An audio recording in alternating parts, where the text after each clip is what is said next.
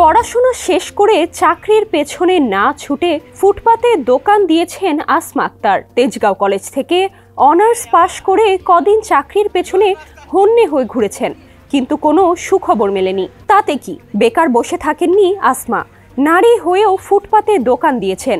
রাস্তার পাশের এই দোকান থেকেই এখন দিনে আয় হচ্ছে কয়েক হাজার টাকা। ড্রিম যেটা, গোল যেটা দেখি যে আমার হচ্ছে 3-4টা রেস্টুরেন্ট হবে ভালো ভালো পজিশনে, আমি এখান থেকে বড় একটা লেভেলে যাব।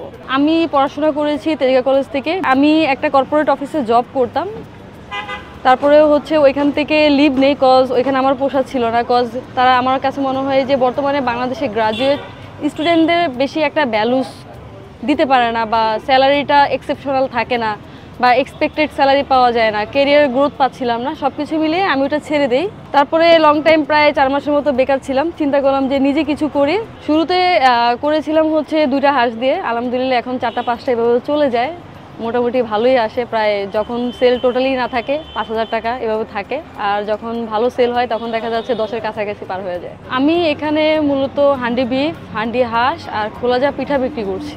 নারী উদ্যোক্তা আসমার এই দোকান রাজধানীর আগারগাঁওয়ের নতুন সড়কে। দিনে দিনে জমে উঠেছে এই সড়কটি। সন্ধে নামলেই সেখানে জমে ওঠে আড্ডা। এটার নাম হচ্ছে খোলাজালি পিঠা। এটা মূলত হচ্ছে চিটাগাং, নোয়াখালীতে খুবই ফেমাস একটা পিঠা। আর ঢাকা শহরে আমি এখন পর্যন্ত দেখিনি এই পিঠা কাউকে বানাইতে। আমরাই প্রথম এই পিঠাটা হচ্ছে বানাচ্ছি। আর এটা মূলত হচ্ছে বানানো হয় হাঁসের ডিম দিয়ে মিক্সড করে, আর পিঠাটা খেতে খুবই সুস্বাদু। মেয়েরা হচ্ছে গিয়ে দেখা যায় কি একজনের অধীনে থাকে, বাবা মার অধীনে থাকে, তারপর হাজব্যান্ডের অধীনে থাকে। মেয়েদের নিজস্ব কোনো আইডেন্টিটি থাকে না, অর্থাৎ দিন শেষে সে হচ্ছে একজন সন্তান, হাউসওয়াইফ, মা, এই 3টা ক্যাটাগরিতেই সে বিভক্ত হয়। তো নিজস্ব বলতে কোনো কিছুই থাকে না। নারী হয়েও ফুটপাতে দোকান শুরুর দিকে অনেকে কটু কথা বললেও এখন সবাই আসমার সফলতায় চমকে গেছেন। আসলে মেয়ে মানুষ সড়কে বিজনেস করবে, এটা হচ্ছে অনেকে হয়তো একটু বাঁকা চোখে দেখে, কিন্তু এটা লজ্জার কোনো কিছুই নাই। কজ আমি ফার্স্টলি এখানে অন্যায়ভাবে কোনো টাকা পয়সা ইনকাম করতেছি না, বা একটা কোনো খারাপ পথে না, ভুল পথে নাই।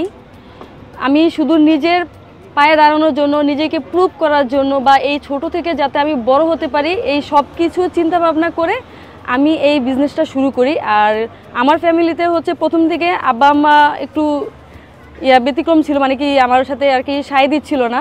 পরে যখন তারা মনে করলো যে না, আমি ছোট থেকে বড় হওয়ার একটা স্বপ্ন দেখতেছি, তখন তারা হচ্ছে কি আমাকে ফুল সাপোর্ট দেয় যে আমি পারিনি আগে জব লাইনে, বাট এখন হচ্ছে আমি একজন উদ্যোক্তা হয়েছি আর আমি এটা করে দেখিয়েছি। আসমার মতো মেয়েরা এই সমাজের বোঝা নয়, তারা যেন গোটা সমাজেরই উজ্জ্বল দৃষ্টান্ত।